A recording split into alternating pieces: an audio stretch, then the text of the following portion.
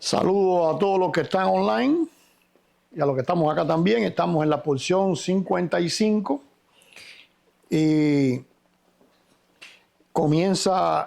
texto de la porción comienza diciendo: He aquí yo envío mi ángel delante de ti para que te guarde en el camino y te introduzca en el lugar que yo he preparado.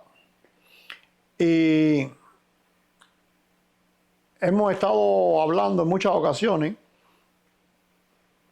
acerca de Dios como el Ser Supremo, ¿verdad? Cuando pensamos en Ser Supremo, pensamos en el Ser que no es parte de la creación, porque siempre ha sido. Si no es parte de la creación y la creación tuvo un inicio, pues entonces Él no tiene un inicio. Él es eterno, ¿verdad? Y el hecho de que Él sea eterno y la creación tenga un inicio, pues implica que la creación es limitada, porque hubo un tiempo donde la creación no estuvo, ni siquiera el concepto tiempo existía, y Dios siempre ha sido.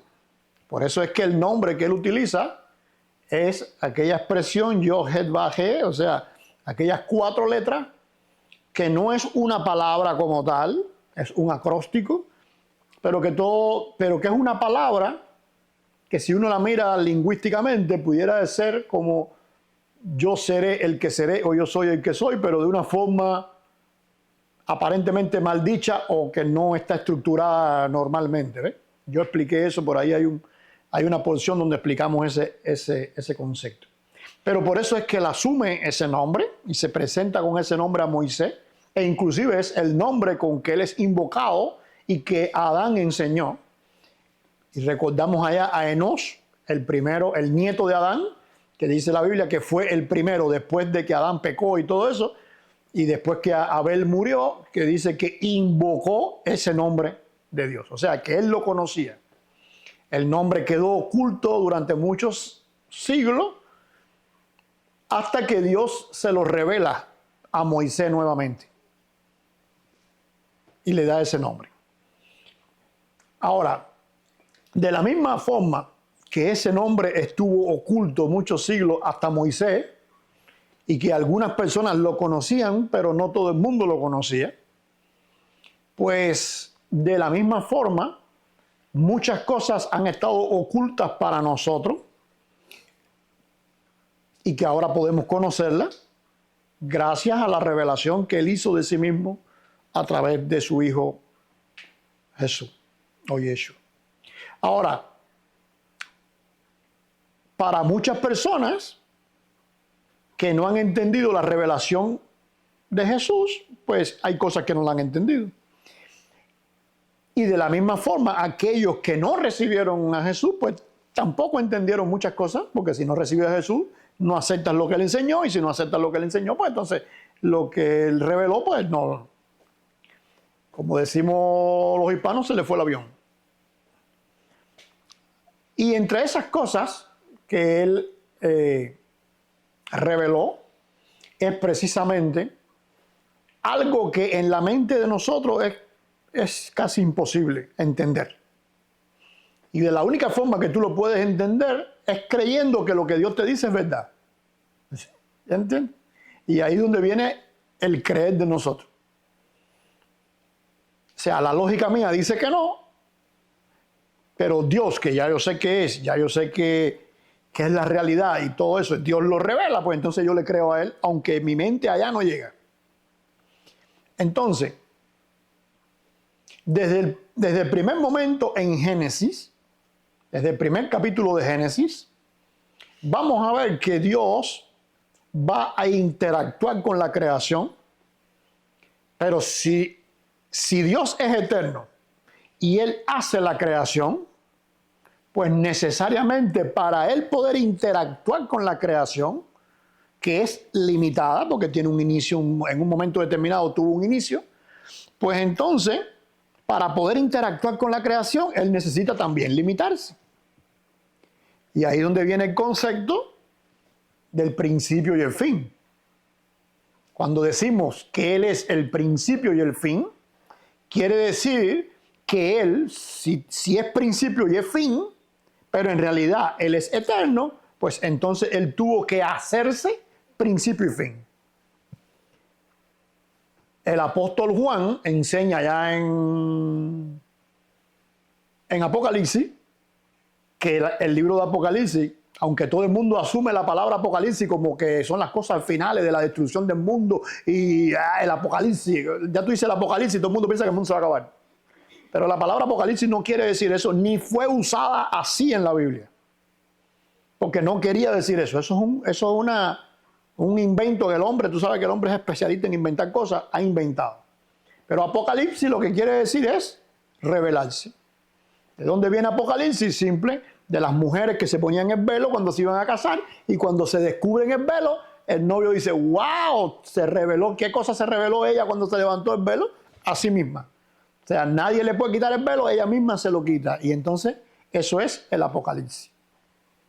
Cuando se utiliza la palabra Apocalipsis en el lenguaje griego del Nuevo Testamento, pues lo que está diciendo es esa revelación que Dios hace de sí mismo a la gente. Por eso se conoce como una autorrevelación. O sea, Él se descubre para que las personas puedan percibirlo. ¿Por qué? Porque si Él es eterno, pues simplemente en la creación no hay nada que pueda entrar en contacto con Él. Porque Él es eterno. Para poder entrar en contacto con Él, Él precisa revelarse. Aunque la creación, Él es eterno, la creación está dentro de Él. Nada se sale de Dios. Porque si Él no pudiera estar, si la creación no estuviera dentro de Él, pues entonces Él no estaría en la creación. Y si Él no estaría en la creación, entonces no es eterno. Porque para ser eterno tú no puedes tener límite. Y si hay algo que te limita a estar ahí, pues ya tú no eres eterno ahí. Entonces, entender el concepto de eternidad es muy importante. Ahora, cuando Él hace esa maniobra para que nosotros podamos entrar en contacto con Él y podamos entenderlo, en esa maniobra Él está limitándose para eso. Y por eso es que Juan en el Apocalipsis utiliza el alfa y la omega. ¿Qué cosa es? La primera letra y la última letra del alfabeto griego. Pero en hebreo sería la alef y la taf. La primera letra es la alef y la última la taf. Si nosotros lo fuéramos a decir en español, diríamos, él es la A y la Z. La primera y la última. Ahora, ese alef, taf, es lo que aparece en el libro de Génesis, que en español no aparece porque nadie sabe traducir esas dos letras. Y usted lo puede buscar en cualquier Biblia, hasta en la Biblia textual, que es donde entonces quisieron ponerlo. Pero en cualquier Biblia que tú busques no están esas dos letras porque nadie sabe traducirlas. Que es la letra Aleph y Taf. En el principio creó Aleph Taf los cielos y la tierra. Y en español no está porque nadie la sabe traducir y por lo tanto no la pueden escribir porque no. Los traductores, muy cristianos y todo, algunos traductores, pero son miedos, tienen miedo. No lo traducen porque son miedosos. Y entonces no quieren quedar en un ridículo lingüístico. Pero el apóstol Juan no tuvo problema con eso. El apóstol Juan empieza el evangelio de Juan diciendo, en el principio era, ¿quién dijo él? El verbo. ¿Quién es el verbo? La primera y la última letra. ¿Entienden hasta ahí? ¿Por qué? Porque un verbo no existe si no existe la primera y la última letra de un abecedario. Entonces, ¿por qué? Porque el verbo son las acciones que se pueden describir, se pueden decir. Entonces, ¿cómo lo tradujo Juan? Simple, en el principio era el verbo. Y el verbo era con Dios. ¿Y el verbo quién era? Dios. Entonces, ¿quién es esa contracción de Dios? El propio Dios, para que las personas puedan relacionarse con Él. Ahora, a lo largo de la historia de la humanidad, esa contracción que Dios hizo de la Aleph Taf, del principio y el fin, en esa contracción que Él hizo, también se reveló al ser humano de muchas otras maneras. Por ejemplo, dice allí mismo en Génesis, y dijo Dios, sea la luz. ¿Y qué fue? La luz. Entonces, él dijo, sea la luz, y fue la luz. Y después Juan va a decir, y él es la luz. Entonces, espérate. En la mente de nosotros esto es un drama, porque entonces él es el principio y el fin, pero también es la luz. Sí, pero no cualquier luz, es la luz que viene de él. Y entonces aparecen toda una serie de formas donde él, en ese encogimiento, permite la relación. Por ejemplo, nos habla de que Adán lo vio que se paseaba por el huerto y ¿qué hizo? Se escondió. Después que pecó, ¿verdad? ¿Cómo alguien puede pasear? ¿Cómo él sabe que estaba paseando? ¿Cómo alguien pasea? Adán se lo imaginó, Adán, ¿no? Dice que lo vio, ¿qué quiere decir ver? Que estaba paseando, ¿qué quiere decir pasear? Que tú estás caminando. Espérate, ¿a quién vio él entonces caminando y paseando? Si lo diríamos en inglés moderno, diríamos, está haciendo hiking. ¿A quién vio haciendo hiking? A alguien que estaba haciendo hiking. ¿A quién vio paseando? A alguien que estaba paseando. ¿Quién es ese alguien que estaba paseando? Esa misma contracción de Dios hecha persona. ¿Van ahí conmigo? Así vamos a ver entonces a lo largo de todo el texto. Llegamos entonces a este capítulo del Éxodo en nuestra porción, que empezamos leyendo, y dice, he aquí mi ángel delante de ti, para que te guarde en el camino. Ahora, fíjate que él dice, he aquí yo envío mi ángel. Entonces, no está hablando de ángeles, ni está hablando de nada de eso. El problema está en que en nosotros en el español, como mismo expliqué hace un rato que cambiamos, nosotros inventamos palabras y ya no las creemos, y se las aplicamos a algo y ya eso es eso. Yo recuerdo una ocasión, yo era muchacho, y si algún familiar mío de allá de Cienfuegos ve esto, se va a reír. Sobre todo porque hay la que me dijo eso me ve, ella siempre me ve. Y ella llega a mi casa y dice, ella se estaba quedando unos días en mi casa, yo era muchacho, pero yo me acuerdo perfectamente. Y mi mamá se va para el trabajo, estamos de vacaciones, ella se queda cuidándome en la casa y ella le dice entonces a mi mamá, dime dónde están las cosas para lavarla, para cuando tú vengas del trabajo esté todo lavado, ¿eh? Y mi mamá le dejó todo. Y eso sí, lavó todo, qué sé yo.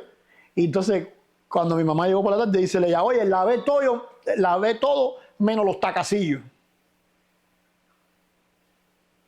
Yo, muchacho, y todo el mundo en la casa, tacacillos. Sí, los tacacillos. ¿Qué cosas son los tacacillos? Simple. Los calzoncillos, allá en Cienfuegos, en aquella época le decían tacacillo. ¿Por qué? Porque la marca de los calzoncillos cubanos, ¿sabes que en Cuba? En aquella época, todo el mundo tenía el mismo calzoncillo, la misma camisa, el mismo pantalón, los mismos zapatos, los mismos tenis. Todo el mundo tenía la misma ropa. En aquella época no existía que te mandaban cosas, ni existía nada de eso. Entonces todo el mundo tenía la misma ropa. Y ellos, la marca era Taca, y entonces ellos le llamaban tacacillo. ¿Quién inventó eso? Se lo inventaron ellos. Bueno, así mismo sucede. Y ya para ellos no es calzoncillo, es tacacillo. Entonces, ¿quién inventó? Igual que en Holguín, yo me acuerdo cuando yo llegué aquí, voy a tirar a Holguín porque tengo muchos holguineros aquí que me están viendo. Sobre todo online. Pero en Holguín, por ejemplo, la primera vez que yo llegué, estoy hablando del año 90 por ahí, 92 por allá, me dijeron, agarra el cubalce y ve y trae lo que... Y ahí mismo me quedé yo, cubalce. ¿Qué cosa es un cubalce? El cubalce es la bolsa de nylon que es como una que tiene su asa y todo, pero de nylon, que en Cuba lo único que producía eso eran dos compañías. Una se llamaba Cubanacán cuando aquello y la otra Cubalse. Y en Holguín la Cubanacán no llegó, llegó Cubalse. Entonces para ellos la bolsa era Cubalse. Así que hasta hoy un Cubalse es una bolsa, porque simplemente es la marca que aparecía de afuera. Lo mismo sucede con refrigerador, con una serie de marcas que teníamos en freezer, ¿no? Con una serie de marcas que teníamos en Cuba y que se quedaron los nombres. ¿Ves? Y así mismo pasa en toda Latinoamérica. Lo que quiero decir es cómo le ponen nombre a las cosas y eso se le queda. Bueno, lo mismo sucede con la palabra ángel. Hoy nosotros oímos la palabra ángel y ¿en qué pensamos? En un personaje con alita que vuela, que tira flecha a veces para los enamorados.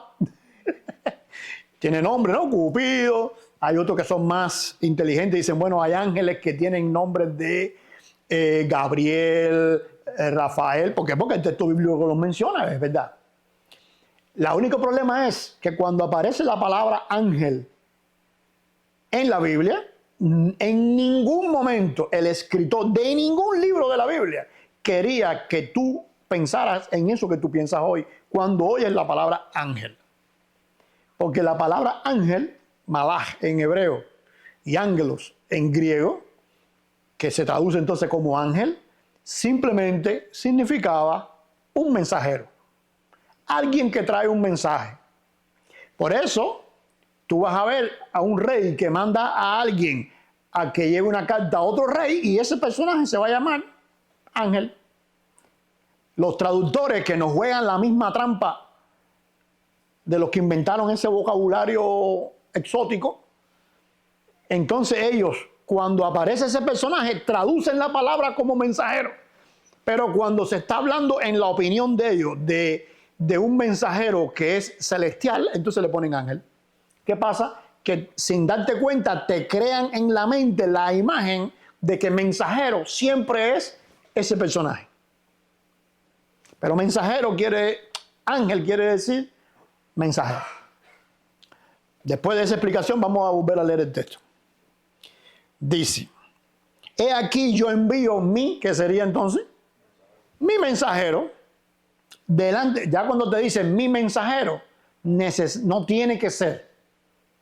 No tiene que ser ni el personaje de las alitas, ni el personaje, puede ser cualquiera.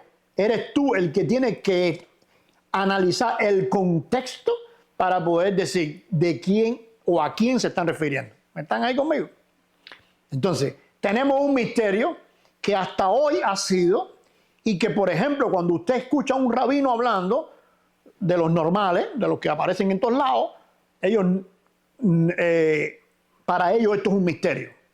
Y lo van a interpretar a su manera. Para nosotros, o en el cristianismo, por ejemplo, también es un misterio, porque ya el mismo traductor, a la hora que te pone ángel ahí, ya te creó un misterio. ¿Están ahí conmigo? Porque yo digo, he aquí, yo envío mi ángel delante de ti, ¿y en qué piensas tú automáticamente? Que Dios le dijo a Rafael, a Gabriel o a alguno de los ángeles que tiene ahí en su séquito, haz este trabajo. ¿No es así? Ok. Ahora vamos a ver si el texto nos dice que eso es así. Dice, he aquí, yo envío mi ángel. Ahora, la primera cosa problemática también, por eso las traducciones, hay gente que dice, no, porque tú hablas mucho, pones muchas cosas del hebreo. El asunto es que precisamente por leerlo nada más en español o en inglés o en ruso, es que estamos donde estamos en el cristianismo. Nos hemos metido en un hueco, nos hemos metido en un tacacillo, que de ahí no podemos salir. A menos que tú vayas a lo que dice el texto. Dice, he aquí yo envío. Esa palabra yo que aparece ahí no es el normal yo que aparece en todos lados en la Biblia. En hebreo sería ani. Por ejemplo, yo digo ani liber. ¿Qué quiere decir ani liber? Yo soy liber. ¿Van ahí conmigo? Entonces, cuando tú lees ahí dice, he aquí yo envío, parece también como que, ¿ves? Yo envío quiere decir a otra persona envíe, ¿no es así? Pero ahí no aparece Aní, ahí aparece Anoji. ¿Qué quiere decir Anoji? Quiere decir algo así como yo mismo, como en mí. Vamos a volverlo a leer. He aquí, yo mismo, en mí, envío a mi ángel. Cambió la cosa, ¿no? Y ahí tú dices, bueno, espérate un momentico. No puede ser. Hay algunos que dicen, no, este ángel que él mandó ahí es a Moisés. Moisés no iba delante del pueblo. No es un mensajero. Moisés. Hay otros que dicen, no, porque es simbólicamente Josué. Porque él dijo que el nombre de él estaba en Josué. Y después va a decir que el nombre de él está en este ángel también. Así que pudiera ser Josué, que iba también delante junto cuando Moisés mandaba a los espías, quienes estaban siempre en esa onda de Josué, ¿no es así? Y es uno de los pocos que entró en la tierra prometida. De los 3 que entraron, acuérdate que todos los israelitas que salieron de Egipto se murieron en el desierto. Ninguno entró en la tierra prometida. Solamente 3 personajes. E entre esos personajes, Josué. Entonces algunos dicen, bueno, ese es Josué. Ok. Hay otros que dicen que no, que fue un ángel, Gabriel, o Rafael, o un personaje de estos, que lo mandó allá. Pero si él dice, he aquí en mí, quiere decir que es parte de él. ¿No? Vamos a seguir leyendo. Delante de ti para que te guarde en el camino y te introduzca en el lugar que yo he preparado. O sea, el único que cumple, ya Moisés queda descartado porque Moisés no entró allá. Así que quien entra es Josué. La competencia nos queda Josué, Rafael, Gabriel, qué sé yo, o algo que no hemos visto. Algo que está escondido ahí. Guárdate delante de él y oye su voz, no le seas rebelde, porque él no perdonará vuestra rebelión. Josué queda descartado, porque ¿quién es Josué para perdonar a nadie? Si Josué hay que perdonarlo, porque él es un ser humano igual. Entonces Josué queda descartado. Entonces, ¿será un ángel de estos que tiene alitas? O, cuando digo que tiene alitas, es para crear la distinción en la mente. O será otro personaje. La competencia se reduce. Ahora, ¿tiene un ángel la autoridad de perdonar pecados? ¿O de perdonar rebeliones? Vamos a ir a algunos textos simples. ¿Recuerdan? Apocalipsis, por ejemplo. ¿Qué hizo Juan cuando el ángel le reveló las cosas? Juan se arrodilló delante del ángel y fue a adorar al ángel, y el ángel dijo, no, espérate, conmigo no, que yo aquí soy un mensajero. ¿Adora a quién? A Dios. Yo soy consiervo tuyo. O sea, yo no estoy aquí ni para perdonarte, ni para sumarte. Lo mío es traerte el mensaje y punto. Me dieron la orden de ayudarte, te ayudo. Me dieron y yo lo hago, pero no para perdonar. Entonces, tenemos un problemita ahí, ¿ves? ¿Quién es entonces? Continúa el texto. Porque mi nombre, y ahí la Reina Varela nos deja un poquito, no sé la textual cómo lo dirá, pero la Reina Varela dice, porque mi nombre está en él. ¿Qué quiere decir que mi nombre está en él? Que yo te escribo mi nombre, vamos a ponerlo de forma literal. Yo te escribo mi nombre y tú tienes el nombre mío puesto también en un pullover, ¿no? Vamos a hacerlo más espiritual, te lo puse en la frente. Puse mi nombre en la frente. Pero ahí falta una palabrita. ¿Cuál palabrita falta ahí? porque mi nombre está en el interior de él. La palabra interior ahí no está traducida. Espérate. Porque Josué, el nombre no estaba en el interior. El nombre de Dios estaba en el nombre de Josué. Josué quiere decir Dios es el que salva. Por eso se parece Josué, Jesús. Yehoshua, Yeshua. Se parece, ¿verdad? ¿Por qué? Porque el nombre Jesús o Yeshua es la salvación. Si él dice en el nombre de Josué, Dios es el que salva, y su nombre está dentro de ese nombre, quiere decir entonces que Jesús es la salvación única y absoluta.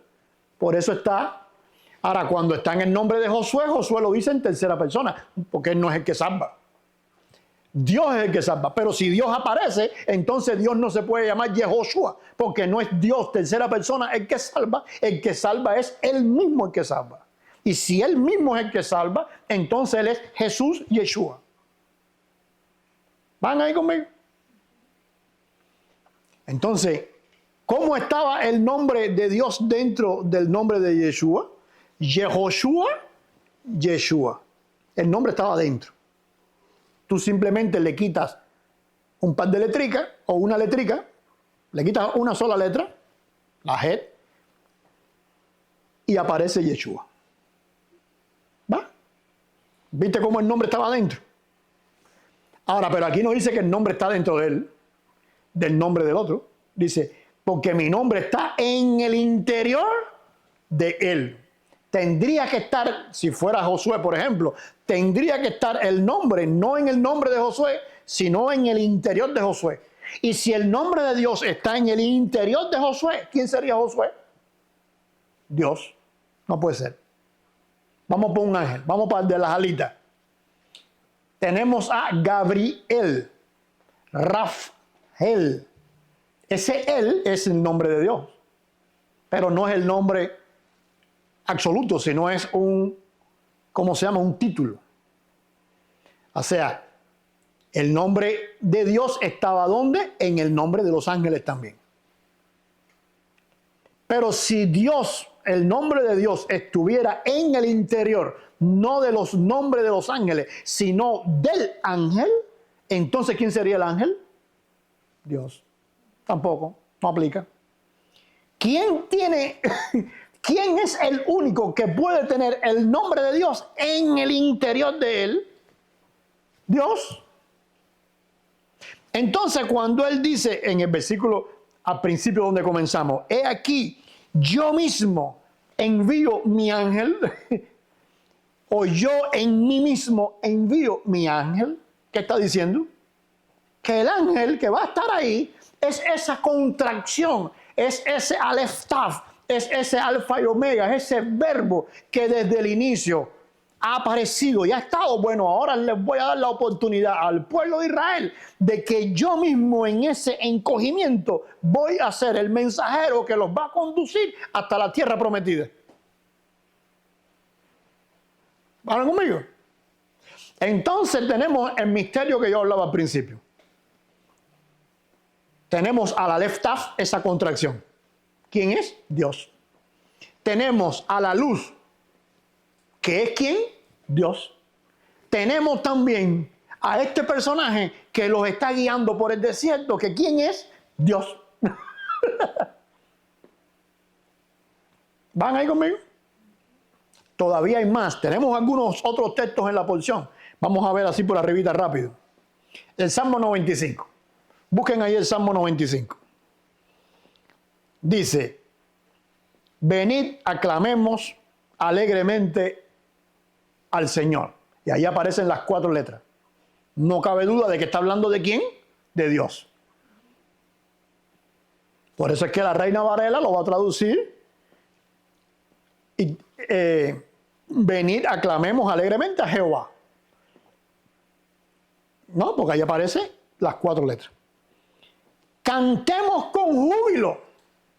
¿Qué dice ahí? ¿A quién? a la roca de nuestra, ¿qué cosa? Salvación. ¿Te acuerdas de aquella roca de donde salió agua?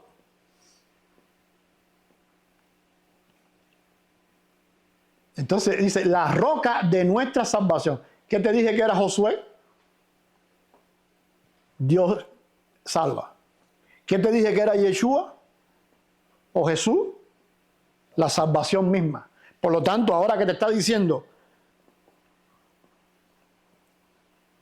cantemos con júbilo a la roca, te paras delante de la roca y le cantas a la roca. Sí, pero no es a cualquier roca. Es aquella roca que no sabemos cómo se movía con ellos también. ¿Van ahí conmigo? Es un misterio, eso cabe en la mente humana, que Dios puede hacer todo eso a la misma vez.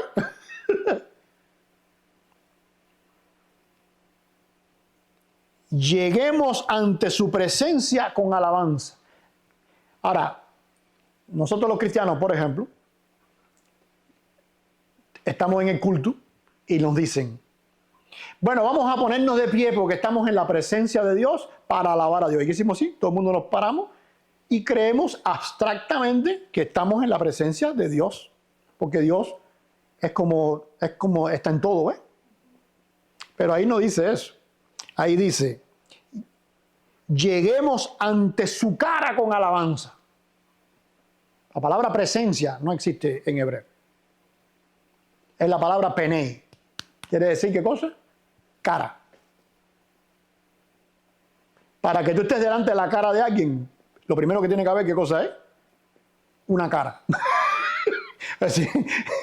Si no hay cara, tú no puedes estar delante de la cara de alguien. Cuando tú dices delante de la presencia, presencia es una cosa abstracta, ¿ves? Y como tenemos una mentalidad esta fantasmódica por el espiritismo de Occidente y por toda la historia que hemos tenido que viene desde los celtas y viene desde toda esta putrefacción filosófica del mundo occidental, pues entonces presencia queda como una cosa así, que como un humito, ¿ves? Pero eso no es lo que dice ahí. Lo que dice ahí es, lleguemos ante su cara con alabanza. Si primero te dijo que te pares delante de la roca y le cantes a la roca, y después te dijo que la roca es la cara. Espérate. Entonces puede ser roca, puede ser cara, puede ser luz, puede ser el verbo. ¿Qué puede ser él? Todo. Vamos a dejarlo ahí porque no voy a seguir avanzando porque si no. Vamos a saltar a Primera de Corintios, que también es otro texto de la posición. Primera de Corintios 10. Dice, versículo 1, vamos a empezar en el 1, dice, porque no quiero, hermanos, que ignoréis de nuestros padres. Todos estuvieron bajo la nube y todos pasaron el mar. Y todos en Moisés fueron bautizados en la nube y en el mar. Y todos comieron el mismo alimento espiritual. ¿Te acuerdas cómo se llamaba aquel alimento? El maná. Pero en ningún momento nos dijeron que el maná era un alimento espiritual. En todo momento nos dijeron que el maná era una cosa que se comía, que era muy rica, que nadie se cansaba, y ahí estaba todo el día, hasta que un día Dios dijo, hoy es el último día, se acabó el maná. Y más nunca ha habido maná. Pero aquí nos está diciendo, ya, como el que escribió esta carta, que es Pablo, estuvo 3 años conversando con Dios en el desierto, cara a cara, ya él empieza a revelarte una cosa. ¿Qué cosa es? Que aquel maná no era simplemente maná, era también espiritual. Se puede comer algo que te alimente espiritualmente. Lo único que se puede comer que te alimente espiritualmente, ¿qué cosa es? Dios mismo. ¿Cómo Dios estaba en el maná?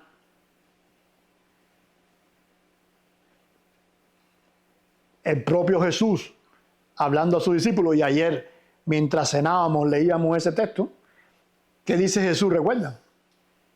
Yo soy aquel maná que descendió del cielo. El que de mí come no tiene hambre. ¿Ven? Vamos a seguir.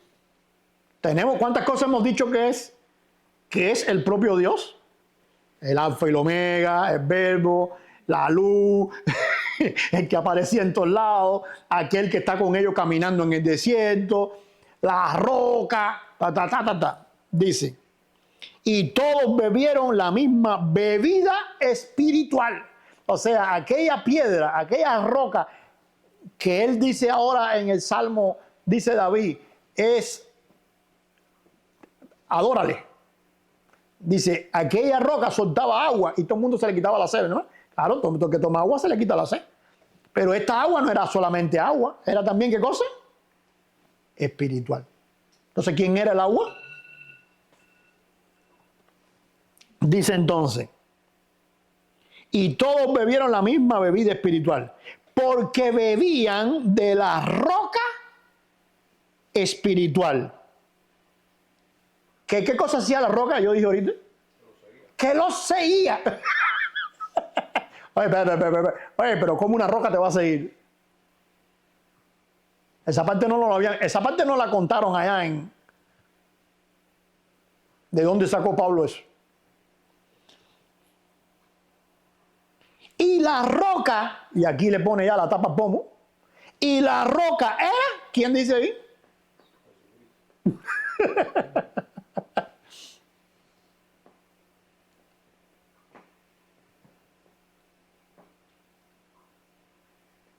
Entonces tenemos que es la roca, que es el agua, que es el maná, que es la nube, que es, ¿cómo se llama? El verbo, que es el que le apareció, que es el mensajero que va a caminar con ellos. Todo eso era el mismo a la misma vez. En la mente de nosotros explotamos, porque nosotros, yo soy yo y no puedo ser otro aquí al lado mío. Ya no puedo ser. Vicente y yo soy yo. Yo no puedo ser Vicente. ¿Por qué? Porque somos limitados, tiempo y espacio. Dios es eterno, no tiene límite. Por lo tanto, Él es lo que Él quiera hacer. Cuando Moisés entonces le pregunta, ok, yo voy a ir al pueblo y le voy a decir que tú me dijiste que lo sacara. Pero no solamente al pueblo, también tengo que pararme delante de Faraón, que tiene una pila de pirámides a su... Ese tipo es rico, ese tipo tiene poder. ¿En nombre de quién voy? ¿Y qué le dijo Dios? Yo soy o yo seré el que seré. Me dijo, yo lo mismo puedo ser. Hasta las pirámides puedo ser yo si quiero.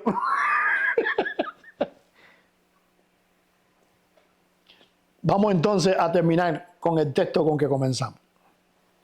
He aquí yo envío mi ángel delante de ti para que te guarde en el camino y te introduzca en el lugar que yo he preparado. O sea, Él los lleva por el desierto, Él es el propio ángel que los va a conducir, Él es la roca, Él es el agua, Él es el maná, Él es todo. Y entonces, ¿qué cosa es Dios para Israel? Todo. ¿Qué cosa es Dios para nosotros? Todo. Dice, y te introduzca en el lugar que yo he preparado. La tierra entonces donde va a llegar. Si Él la preparó, quiere decir que Él no va a llegar a la tierra con ellos. Ya Él estuvo en la tierra. Ya Él la preparó. ¿Por qué? Porque de la misma forma que Él aquí es todo, allá en la tierra también es todo. Dice, guárdate, y ahora vamos a entender por qué Dios le va a decir esto. Guárdate delante de Él y oye su voz, no le seas rebelde, porque Él no perdonará vuestra rebelión. Ahora, hay una frase que es muy parecida a esta, que la vamos a encontrar en los evangelios, cuando los judíos se burlan de Jesús y en la burla contra Jesús se burlan del Espíritu Santo. ¿Y qué le dice Jesús? Bueno, a mí ustedes me pueden crucificar, ustedes pueden hacerme de todo, pero cuídate de no ofender al Espíritu. Porque si tú ofendas al Espíritu, ahí sí no hay perdón de nada. Entonces, te das cuenta cómo Dios dice en tercera persona, cuídate de él, porque conmigo tú formas toda esta perreta que tú has formado. Y yo te perdono y te traigo hasta aquí, pero él no. Y ahora Jesús va a decir lo mismo siglos después.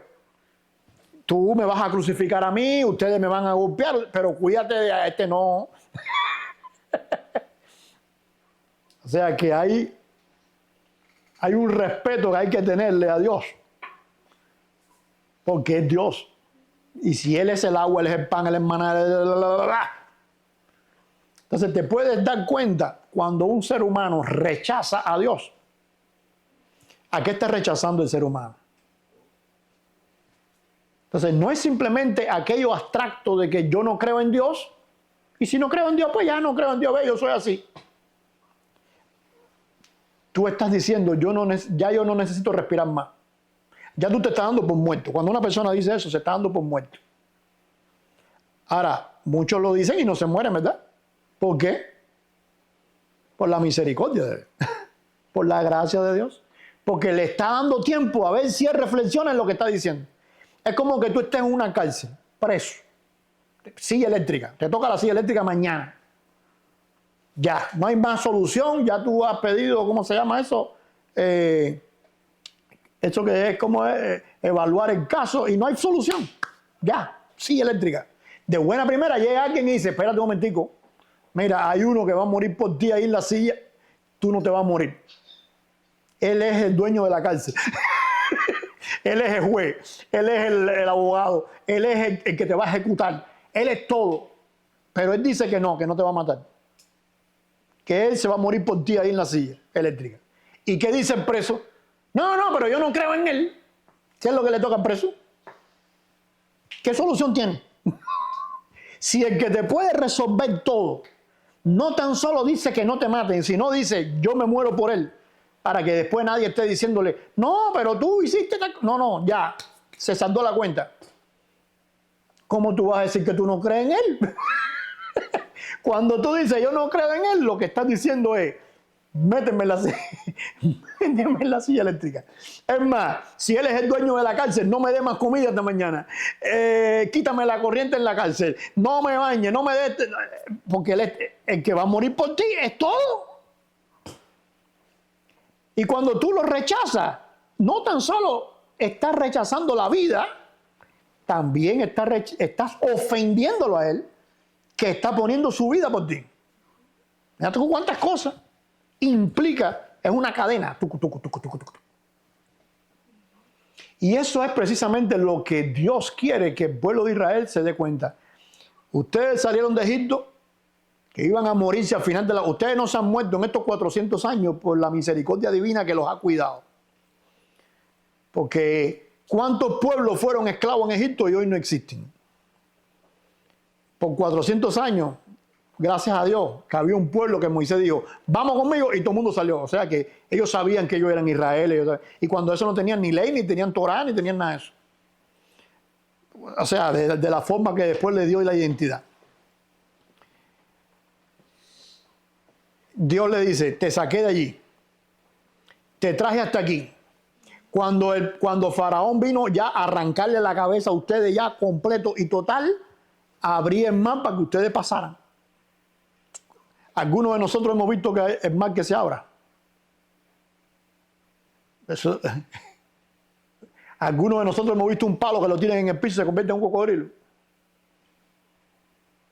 Algunos de nosotros hemos visto que un río completo se convierta en sangre así de pronto. Algunos de nosotros hemos visto que haya una plaga de ranas en todas las casas y en todo el mundo y de piojos, y que nosotros no agarremos ni una rana ni un piojo. Hemos pasado esas cosas. No le hemos pasado, ¿verdad? Bueno, Israel pasó todo eso. Después salieron del mar, el mar se abrió, caminó, y cuando fue a pasar Faraón, el mar se cerró y se murieron todos ahí. Y ellos lo vieron. ¡Ah, bien! Después entonces caminan hasta el monte Sinaí, que para llegar al monte Sinaí tienen que cruzar todo el desierto, desde el Mar Rojo hasta allá, o del Mar de los Juncos, que es como la verdadera traducción. Entonces llegan hasta acá, están frente a la montaña, aquello tiembla, hay relámpago, el monte completo agarra candela. ¿Sabes lo que es un monte completo en candela? Fuego. Eso es una bomba atómica. Y ellos allí, y ellos están viendo todo eso, ven en la presencia de Dios, ven todo eso. Y Dios, ¿qué le está diciendo? Bueno, tengan cuidado, porque este mensajero que yo les pongo ahí, que es simplemente la reducción mía a la más mínima expresión para estar ahí, ya eso es un sacrificio. Porque si Dios es eterno, limitarse ya es un sacrificio. Si encima de eso ustedes no le van a obedecer, si encima de eso ustedes lo van a rechazar, si encima de eso ustedes van a estar en la perreta que forman, pues sepa que Él no te va a perdonar. ¿Por qué? Porque tú mismo te estás poniendo la soga al cuello. Tú mismo estás diciendo, llévame para la silla eléctrica. Entonces ya podemos entender eso, ¿verdad? Dios permita que podamos en nuestra mente tener claridad de estas cosas que eran misterio, que mucha gente no la entendió, que mucha gente hoy no la entiende, para que en esa claridad nosotros podamos encauzar nuestra vida y podamos entonces aprender a ver en medio de este mundo que la gente no ve las cosas que hay alrededor nuestro, que podamos ver lo que Dios pone alrededor nuestro, que en la mayoría de los casos es Él mismo. Porque ¿quién le iba a decir a Israel que la piedra, que el maná, que la nube, que el agua, que todo eso era el propio Dios? Casi que si decimos que Aladino fue llevado en una alfombra mágica, Israel fue llevado en la alfombra divina por todo ese desierto. Una nación de miles de personas en el desierto se hubieran muerto. Sin embargo, dice, sus ropas no se gastaron. Las serpientes no los mataron, a menos que en determinado momento Dios dijo, ah, sí, ese mismo que está caminando con ellos ahí, cuando ellos formaron sus perretas, abrió la tierra y se tragó a gente. Vinieron serpientes y mataron a unos cuantos. Ayer yo estaba mirando en el Google Maps, en el Google Earth, en el Map no se ve, pero en el Google Earth, en la zona alrededor del Sinaí, hay una cantidad de tumbas. Miles, que los científicos, claro, porque como todo eso pertenece a Egipto no le conviene que eso se sepa. Y por eso lo ha bloqueado siempre. Pero hay miles de montículos alrededor del monte Sinaí. Del verdadero monte Sinaí, no del que van la gente católica a poner velitas. Eso es otro monte que le llaman Sinaí, que no sé de dónde le sacaron ese nombre. Al verdadero monte Sinaí, que se llama así también, monte Sinaí, que está más al sur. Usted ve todo eso ahí. ¿Por qué? Porque dice la Biblia, Dios es amor, pero también es fuego consumidor. Dios nos bendiga entonces en este día.